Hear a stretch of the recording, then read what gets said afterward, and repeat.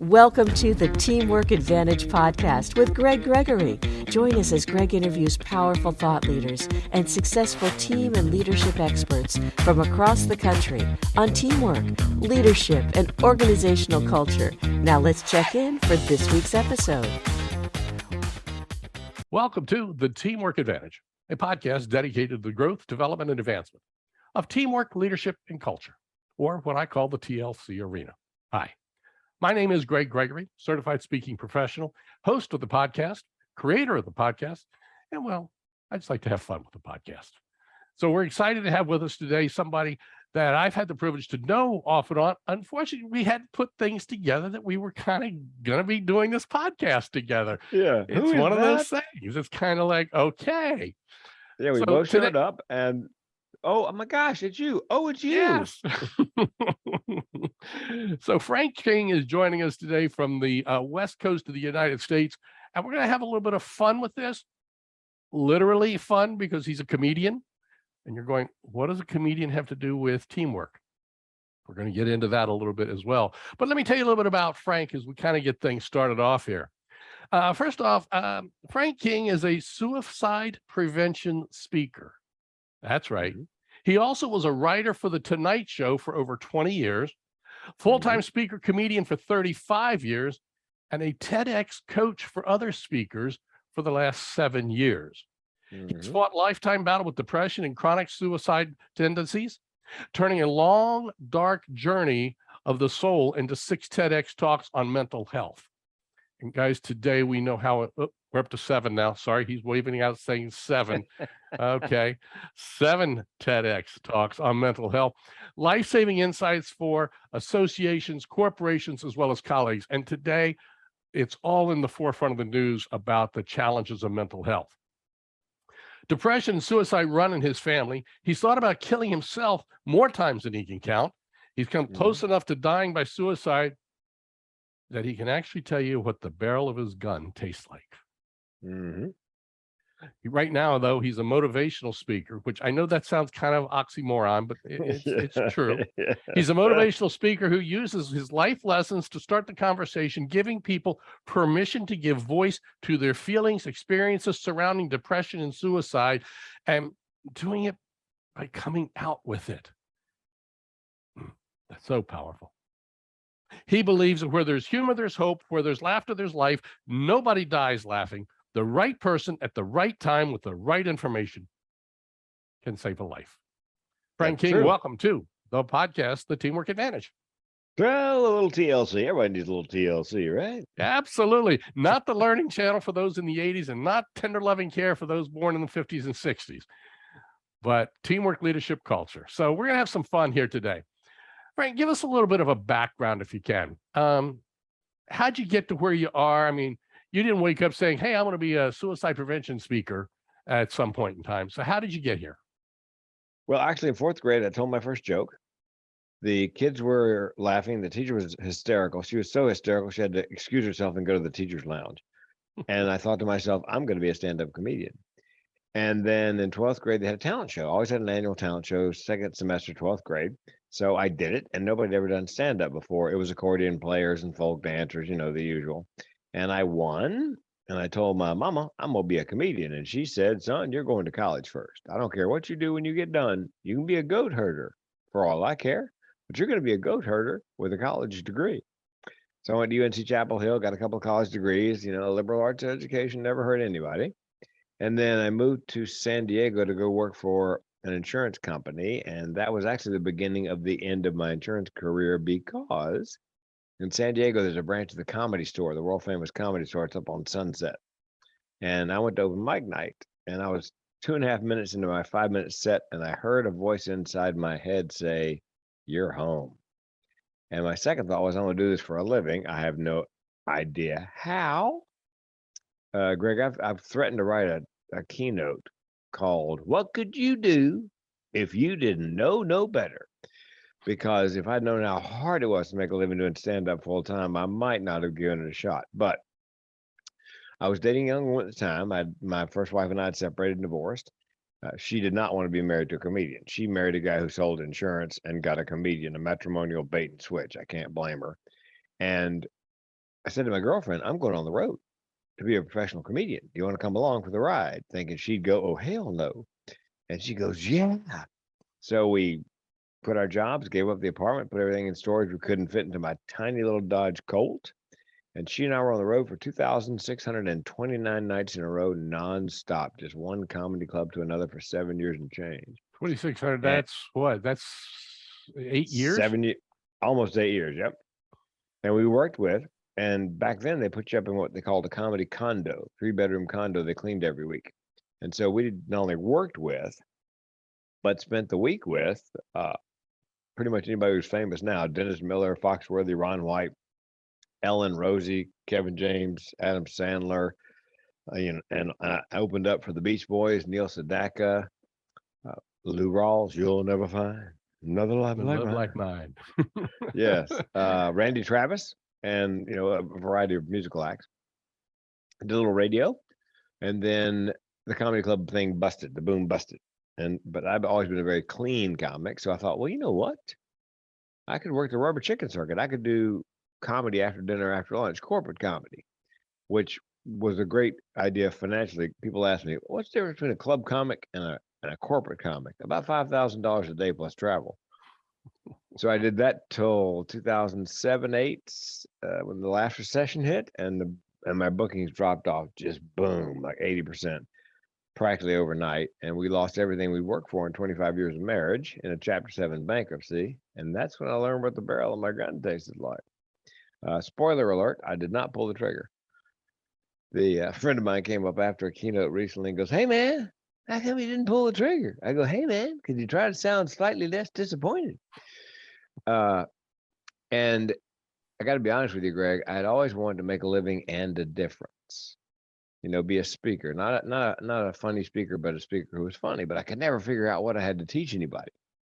So after my brush with suicidality, actual putting the gun in your mouth, and realizing there are more nuts in my family than there are in a squirrel turd, I thought, I bet you I could keynote on suicide prevention, and so get some training, some certification. And sure enough, I didn't realize how big a deal suicide is in this country and around the world. One person dies of suicide in the US every 9 minutes, around the world every 40 seconds.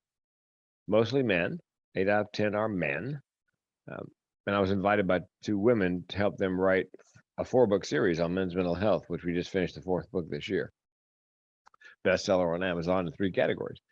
And so that's when I began speaking.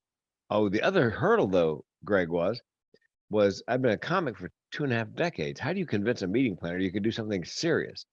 And my wife said famously, do a TEDx. And I said famously, what's a TEDx? And I applied for my first one, and I got it, spoiled. And I came out on stage. Nobody in my family, none of my friends, my wife didn't know how depressed and suicidal I was. So I came out. Wait a minute, just a sec. You said even your wife didn't know how suicidal you were. No, she had no idea. So you were able to mask that even in front of the person closest to you. Yes. People with mental illness oftentimes are very good actors. I have a Screen Actors Guild card for a reason. And so she's about to hit play on YouTube when it went up on YouTube. And I said, look, don't hit play yet. I need to tell you about a half dozen things that you don't know about me that I don't want you to learn watching the video. That's when I was 52 years old. We'd been married at that point for 25 years. So she was surprised, but and then she played the video, and I recommend to people who have an issue, when you're comfortable, come out to the people you know, love, and trust. So they'll know what you're going through. They'll know how they can help you when time comes if you melt down. Anyway, I got my suicide prevention training, and as I tell my speaker clients, you need to pick a lane. So I had a number of speeches, a networking speech and a motivational speech, and I got a cardiac comedy speech because I've had a bunch of cardiac work. And I thought, you know what? January 1st, 2018, I said to myself, I'm just going to be a suicide prevention speaker. I'll do the other ones if you pay me. I'm not going to market any of those. I'm just going to be, pick a lane.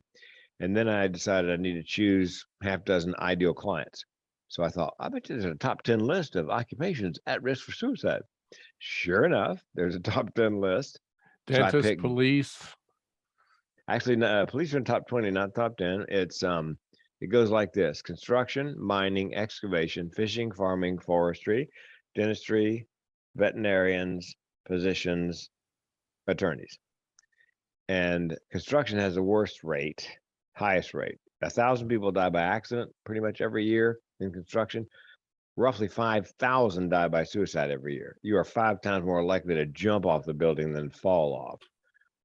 So, all these industries have a problem. All of them are trying to do something about it. So I tell my speaker coaching clients, look, here's the deal. When somebody contacts me, I don't have to convince them that suicide prevention is a good idea. They get that. All they're trying to do is decide which suicide prevention speaker they're going to bring in. And I said, you need to become the expert or thought leader in your lane so that you're no longer a commodity, just another speaker, so that when they come looking for somebody who does what you do, they come looking for you. That's the long game. And it's happened a few times. It doesn't happen all the time, but it has happened. We tracked you down. Great. So that's how I got into speaking. That's how I became a speaker who was funny rather than a funny speaker. Okay. And it's made all the difference. I was when the TEDx, the first one I got, I applied for. Next 2 I was invited to. They said, do you have any more mental health talks? Oh yeah. And the next 4 I applied to. And then people kept asking me, would you help me get a TEDx? So I would, friends. And I have a friend who's a business coach. And she said to me one day, Frank, I get the feeling you're helping people get TEDx's for free. And this is a quote. She said, that shit's got to stop. So she said, I'm going to turn you over to a friend of mine who will build your website. And so he did. And I started charging, and it's amazing what people will pay to get a TEDx. If you're a speaker, if you're an author, if you're a coach. I mean, there are people, because it won't get you necessarily an engagement, but it will help. You're not going to be able to sell books from the stage, but it will help you sell more books. So there are a lot of advantages to having a TEDx, the big red letters behind you and your thumbnail and the video. And it's, it's good for marketing and visibility and credibility. And now I have 7. I'm working on getting my 8th. And I think I looked it up the other day, Greg. I tried to find somebody online on Google who had as many TEDx's as I have. I can't find anybody who's got 7. So it's an unofficial world record at this point. And each one reinforces the brand. Each one's on mental health. Right. People are probably sitting here right now in their cars, walking the dog, listening to the podcast going, what the hockey pucks does this have to do with teamwork, leadership, and culture? Oh, okay. Okay. I think it does. And here's how I got to that conclusion when we first started chatting about you coming on with this topic. Teamwork has to begin with the individual person. If we're not good with who we are, then it's a challenge.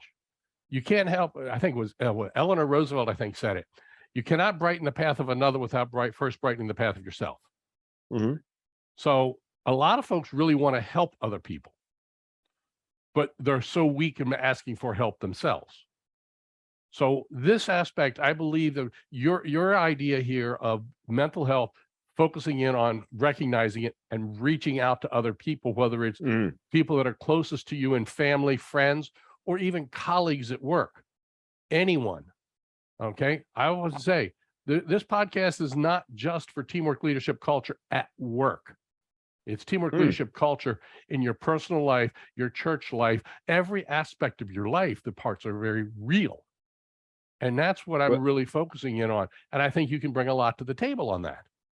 Well, and what you said is exactly how I have a number of speakers that I'm coaching to get TEDx, and there are a couple of leadership speakers in there. And when we were having the first initial, 30-minute free coaching session, I said to them, look, here's the deal. The TEDx folks, if you just talk to them business leadership, I can't help you. I can't take your money because they're not going to book it. It needs to be, I said, if the principles you're teaching on leadership are applicable to leading a congregation, leading a sports team, leading a Boy Scout troop, leading a family, if they're transferable, that I can sell, because that means no matter who's listening to it, the chances are at some point in time, they're going to be in one of those leadership positions. But just business, I can't help you because they're very much not commercial on TEDx. But if it's transferable to all those other things, right, then I think I can sell it. Right. And that's the power part, because again, you're talking into the realms of TEDx. A lot of our folks that are listening to this podcast are employees in a company. They have zero desire to get onto a TEDx talk. And I get that.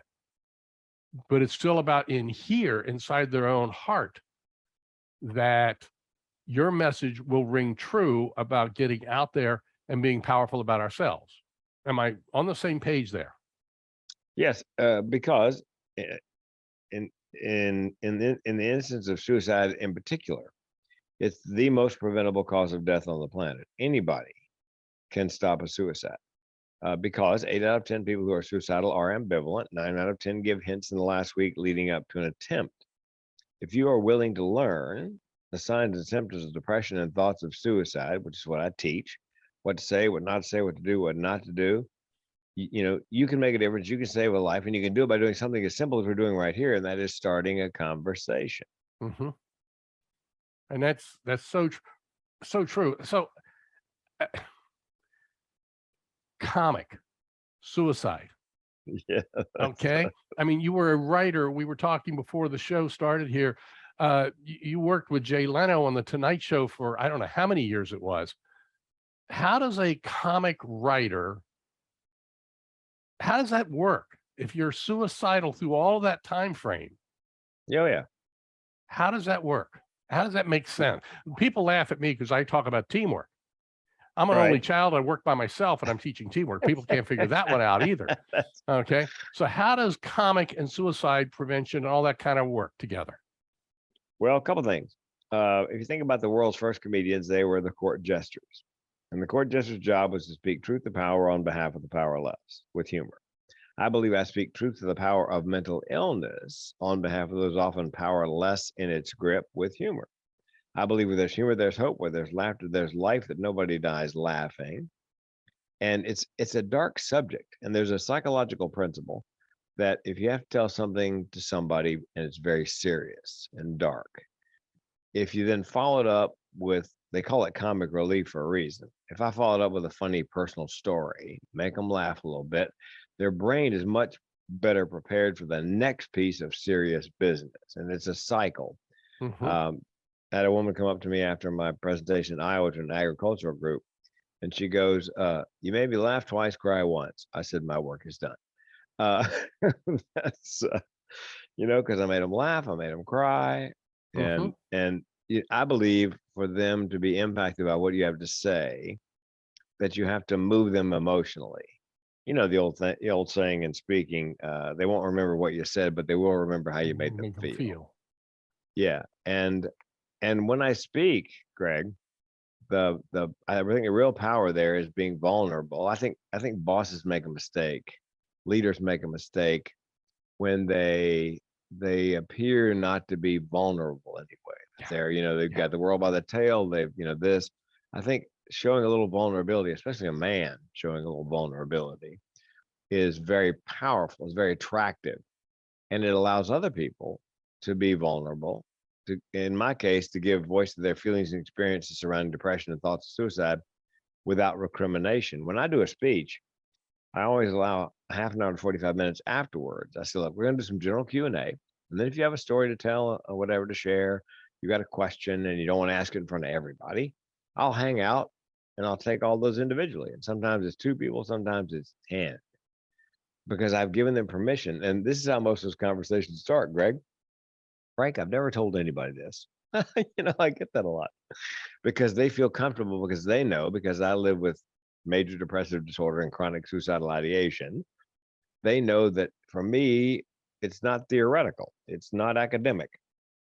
It's somebody said to me, you're not a psychiatrist, not a psychologist, you're not even a therapist. What qualifies you to speak on this? And I said, well, I could go, everything that a psychologist knows, I can learn. Go to school, I can learn that. What I know from my lived experiences, they will never know. And that's the difference. I said in my eyes, look, I am so comfortable in my darkness, I can sit comfortably with you in yours. And again, that vulnerability, Jamie Dimon, the head of JP Morgan Chase, Yep. is a very smart man. And here's how I know that. They had some problem with one of their credit card divisions. I mean, it was really getting at and under the skin of everybody in the division. And so what Jamie said was, Frank, we're going to have you do a little stand up, and then we're going to have you introduce me. I'm going to come out on stage and I want you to make fun of me in front of everybody. And then we're going to do some Q&A, and we're going to set up the first 3 questions and give you the answer to the first 3 questions so you can answer the questions. But the 4th question is the one this is the money question. It's the thing that everybody's so upset about. It's going to be generated. Somebody's going to stand up and ask this question. And so I do my thing. Jamie comes out. I take one look at him. I go, Jamie, that is a good looking shirt. Does that come in a men's style? The place explodes. And Jamie took it with aplomb. They saw me hammer him, and he took it like a gentleman. And then I took the first 3 questions, and I don't know if they noticed that I had the answers or not. But the 4th question, a woman stands up and she's so mad she's shaking, almost crying. She asks a question. I lean in like I'm going to answer it, and I go, Jamie, want to take this one? Again, a big laugh. Jamie answered the question, put it to bed, but he let them see him get hammered and take it. It humanized him to them before he had to solve that problem. Yep. So I think in leadership, you have to be human. People need to know that you are vulnerable and fallible, and you've had your difficulties as well. Yeah. And that's, by the way, in my system of teamwork, the T is trust, specifically vulnerability trust, not just any type of trust, but allowing yourself to be vulnerable. So you've got an expression that I've actually heard you use before, and that is the riches are in the niches. Yes. Now, I kind of think I know where you're going here, but I'm not really sure. So I'll let you take the ball on this one. Where are you going with this?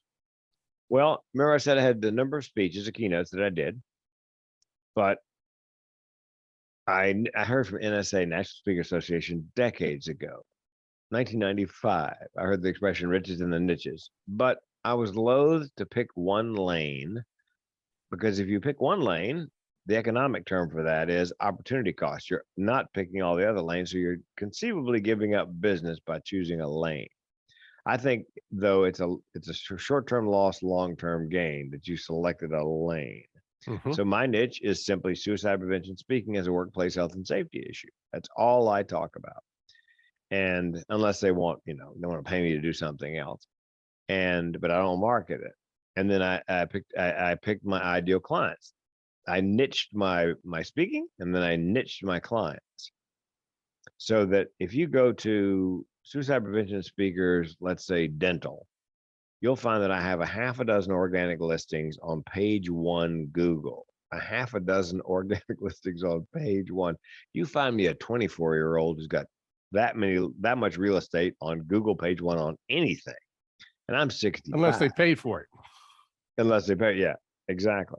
So that tells me that because I've niched my marketing, it makes it very easy to climb the Google food chain to be on page 1. And I don't have that many listings on my other 5 clients, but I do have a listing on page 1 for each of those, because it's a niche. I've niched. It's not spray and pray in marketing. I've niched my speech, niched my clients, and it's made all. And I tell entrepreneurs when I speak to entrepreneurs, look, whatever it is you do, don't have a side hustle.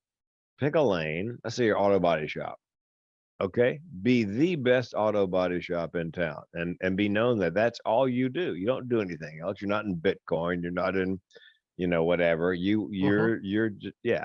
I think regardless of what business you're in, you need to niche it. I suffered terribly from the shiny object syndrome. I can make money do that, and I can make money doing that. And squirrel. I could. Yes, exactly. I could, and I have in the past made that mistake. And I looked around my town at the people I knew in the Chamber of Commerce, and I thought to myself, why are the most successful people in the chamber the most successful? And it was very simple. They do one thing and they do it extremely well. So that's the riches and the niches idea. And that applies not just for entrepreneurs, but anywhere with any business that you're going up. If you're an accountant working in an accounting firm, pick a lane within the accounting line that you want to be specific in and get very good in that one particular lane, whether it's corporate accounting, individual processing, or whatever. I mean, it does not matter the industry. Am I right? No. Yes. And I think it's, as you said, in business, it begins with the individual.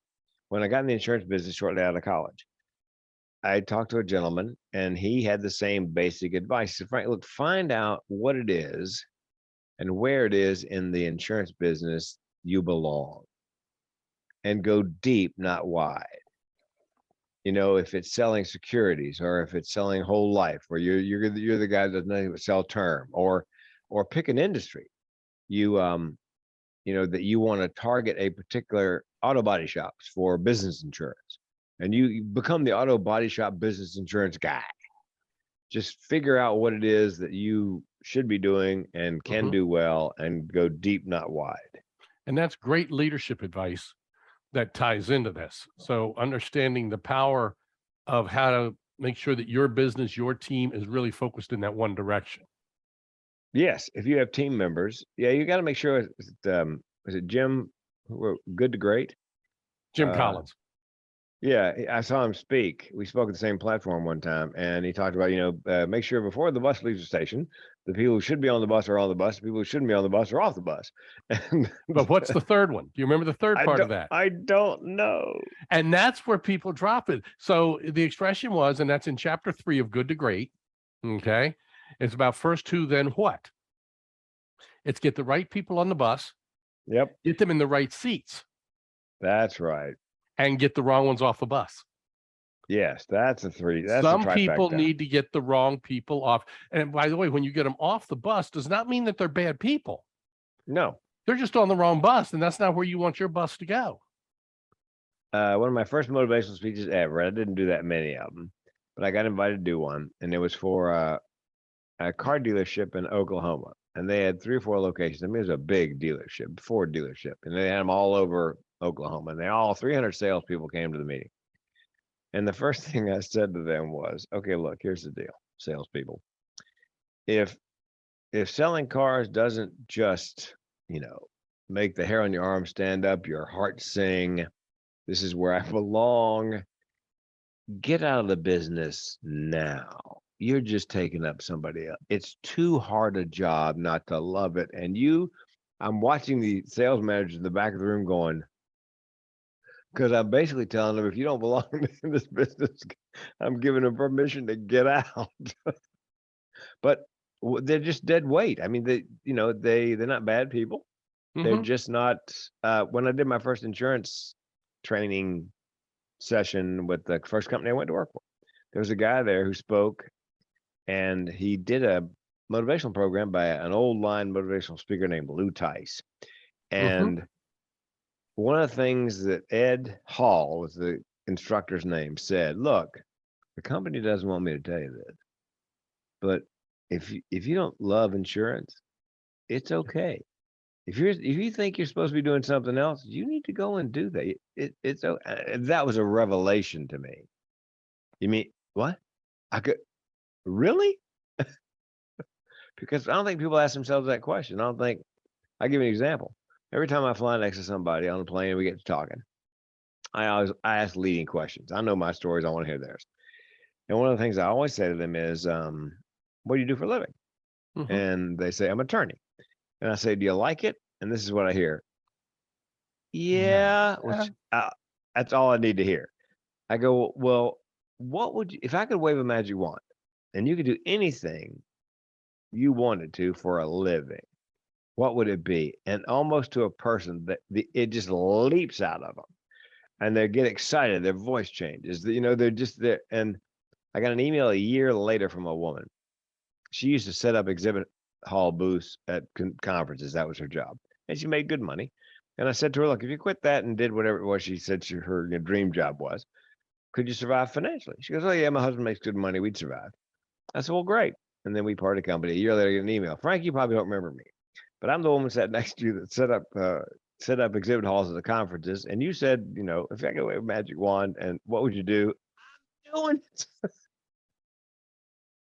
It never crossed her mind, I don't think, that she could, do that. yeah, as an individual, self-select. I love giving people the permission to have those thoughts and to at least go through the process of what would I do. Mm-hmm. That was the first time I ever heard an expression was from a speaker. I was in the mortgage banking industry. And I was in the industry in the early 80s when the economy was not good. Yeah. Okay. Then it got really good. We made a lot of money. Then it got bad. Then it got good. Then it got bad. It was all ups and downs. And at one point, I was taking some classes with a gentleman who became my mentor in the industry and things, and kind of was a guide for me to be where I am today.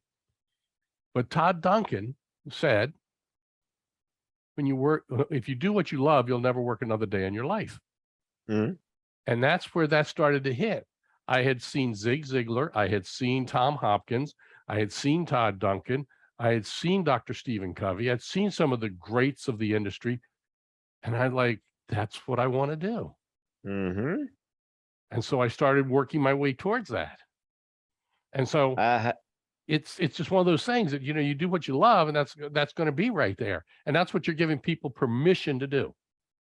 I saw a woman speak at a dental festival. Actually, we spoke together at a dental festival, and she had she was a dentist, and then she got out of the dental business. Now, to become a dentist, you have invested. The average dentist comes out of school like $500,000 in student loan debt. You've invested the time and the effort and the money. So it's very difficult for somebody in a professional capacity like that to make a change because they've invested so much. Mm-hmm. She said, look, I don't want you to quit dentistry. If you're not happy, if it's not really for you, don't quit. If you're working in a practice where you have some flexibility, she said, well, what I want you to do is make a list of, I don't know, 5 or 6 things you think you would like to do. And then she said, and think of it as dating. Date that career. Do it part-time one day, or maybe it's going back to college and taking a class and seeing if that's really what, all you think it is. So just think of it as date this, date that job, and then see if you can't pick, and then just slowly but surely. And I tell comics and speakers, that don't give up your day job.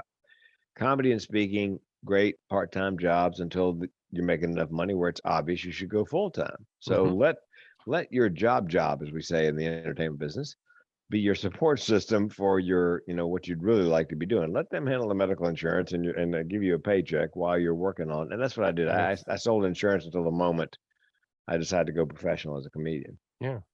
So I had first off, on your lawyer topic there, I think we've had 5 recovering lawyers on the podcast. Oh. Who are now doing other things because they really weren't happy being lawyers. So that's just a credence to what you were just talking about. They found the permission to make that move. I have a good friend of mine. He knew from the time he was about 6 years old, he wanted to be a dentist. He went all the way through dental school, got through everything, did everything he needed to do, opened up his own practice, bought a practice, started to build a practice. But 6 months into it, he realized he didn't like putting his hands in people's mouths. Oh my God. So he kept the business for a little while, sold the business, made money off the business, and then started teaching other dentists how to run the business. Perfect. And then somebody ran that business down, so he bought it back, rebuilt it. Well, and I've got a friend, and one of my clients is banking. He did a talk on individuation. Individuation, what it is, are you living up to somebody else's expectations or your own? It's kind of like a midlife crisis. You stop at age 50 or whatever, and you go, wait a minute. Is this the person I came here to be? Am I doing what I came here to do? He had a business coach, wise person. Anthony is my client's name, and he couldn't make it to that next level in management in banking. And he was well qualified. And his coach finally said to him, look, Anthony, it's not because you're not qualified to get this position. You are overqualified. You don't want it. The problem is, yeah, truly, you don't want it. It's not what you need to be doing. And he ended up getting the position. And the way he knew the coach was right is as soon as he hung up the phone from getting the new gig, he started crying about getting the new gig and knew, okay, this is obviously not for me. So he ran it out a little bit and then went back to school. And now he's a coach of some kind, and got a degree in psychology. Mhm. And he's a people person. He's helping people. Yeah, it's perfect for him. So let's kind of bring this back to a circle. When Yeah, we're looking at that, people aren't necessarily doing what they need to do or what they really have a passion to do. And I yeah, call it a passion. They got to have a passion for the mission for what they want to do. yeah. So if they don't have that, that can lead to some form of depression. Now, granted, sometimes that's already built into their DNA, I'm assuming. Is that Sure. right? 25% of people have a mental challenge of some kind. Mhm. So when that's the case, when we give them permission to get out of that, do we see the likelihood that that depression is gone? Or is it kind of like other aspects that it's never gone, it's always there, you just have to manage it? It depends on whether it is, as in my case, it's in my DNA. It's called generational depression and suicide. It's in my system. Mhm. If it is a situational depression due to perhaps the career they've chosen, and they know in their heart they don't belong there, then if they make that switch, then chances are, who's just situational, they may never. And during the pandemic, a lot of people got depressed because of the uncertainty and so forth in the pandemic. And I did a bunch of keynotes, and I said, look, if you're depressed, and here's some symptoms, because if you've never been depressed, how would you know? Uh, See a mental health professional, get a diagnosis. If medication indicated, take the medication. But chances are, if it's situational, you'll take the medication for a time, and then the day will come when you think, you know what? I think I could taper off of this, and you may never take another pill the rest of your life. It's not a life sentence if you start taking the pills. If it's situational, it will pass. Most people at some point in their lives have been depressed about something. Many people have had thoughts of suicide, at crisis moments, bankruptcy, divorce, failing out of college, whatever. Mhm. But most people don't act on it. They have this thought, comes out of nowhere. Where'd that come from? And then they may never think about it again. I think I know someone who had a thought like that at one point. Yeah. Now let me save a life here, because that's my goal. My goal is to save at least one life a day. I have something called chronic suicidal ideation, which Wait a minute, means the slow that people down, slow that down, say it again. chronic suicidal ideation or chronic suicidality. And the the story I tell is that means for people like me and my tribe, the option of suicide is always on the menu as a solution for problems large and small. And I say to the audience, when I say small, my car broke down a couple of years ago. I had 3 thoughts unbid. 1, get it fixed. 2, buy a new one. 3, I could just kill myself. That's chronic suicidal ideation. That's like driving down a hill and there's a bridge and in the water, and you're thinking to yourself, who would think, who would care, who would even know that I drove into the water? So the upside of that is every time I've spoken since 2014, there's been at least one person in the audience who has chronic suicidal ideation. They don't know it has a name. They don't even know it's a thing. They think they're just some kind of freak and completely alone. And I mean, when a young woman came up to me after a college presentation, said, thanks for your keynote. I said, you're welcome. She goes, I got to tell you, it made me weep. How did it make you weep? Well, your story about the car, get it fixed, buy a new one, kill yourself. I go, yeah. She goes, I've been having those thoughts all my life. I thought it was just me. I didn't know that had a name. I thought I was just some kind of freak and completely alone. And when I heard you say that out loud, I realized for the first time in my life that I'm not alone, and I wept. That's the power of being vulnerable, sharing a story, starting a conversation. And there may be somebody listening to this right now who may have chronic suicidal ideation. Let me warn you, I would suggest you go to your therapist if you have a therapist. Tell them everything you learned today on this podcast. Don't tell them you learned it from a comedian. Tell them you learned it from Greg. And I want to Hey, take you put me on the serious. spot. Yeah, that's right. He told me. And it's not in the Diagnostic and Statistics Manual, the DSM, the big book of psychological illnesses, yet. I mean, I've met 20-year clinicians who said to me, Frank, when I heard you say that, I thought I've never heard of that. But the guy said to me, I thought back over the years to my patients and the symptoms you mentioned.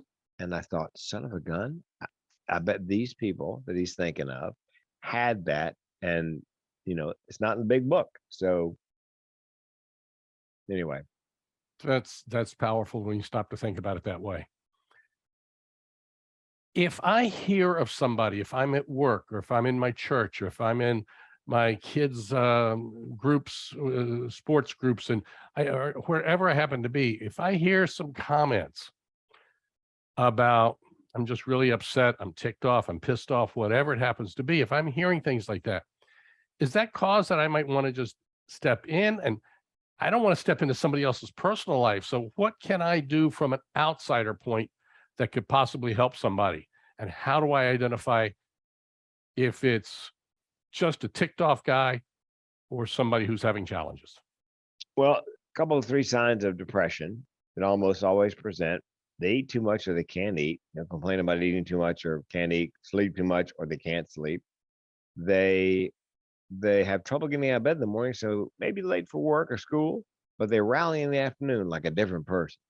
And here's one you're going to actually observe visually. If they let their personal hygiene go, they've usually been pretty well put together, and you see them, the hair's kind of dirty, clothes aren't quite so clean. It may be because they're having trouble getting out of bed in the morning, run a load of wash, take a shower. So the question comes up, what do you say to them? Well, here's what you don't say. Pull yourself up by your bootstraps. Turn that frown upside down. Have you tried fish oil? Here's what you do say. If you suspect that they're depressed, you say, look, I'm here for you and I mean it. I know you're not crazy, lazy, or self-absorbed.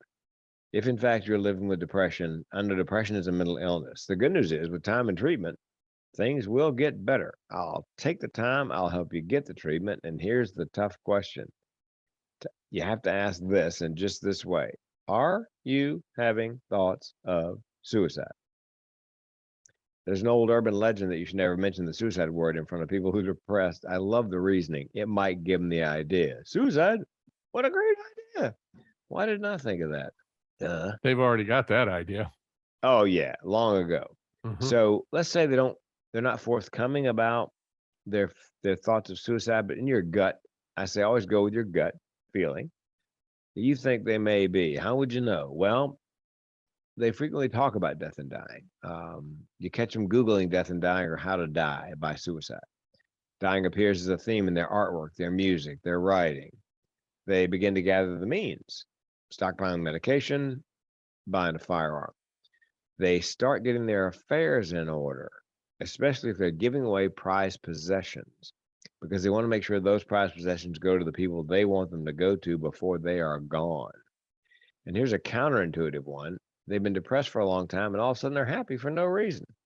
And you're happy because thank God they're happy. The problem is they may be happy because they've chosen time, place, and method, and they know the pain is coming to an end. Because, Greg, most people who die by suicide do not want to die. They simply want to end the pain. I didn't want to die. I just wanted to end the pain. So, last step. Let's say they are having thoughts of suicide. How would you? Well, I just told you how you'd know. What you don't say is you're being melodramatic. You just want attention. Nobody who talks about it ever does it. Let's say they are having thoughts of suicide and they're upfront about that, but the plan's not really well formed.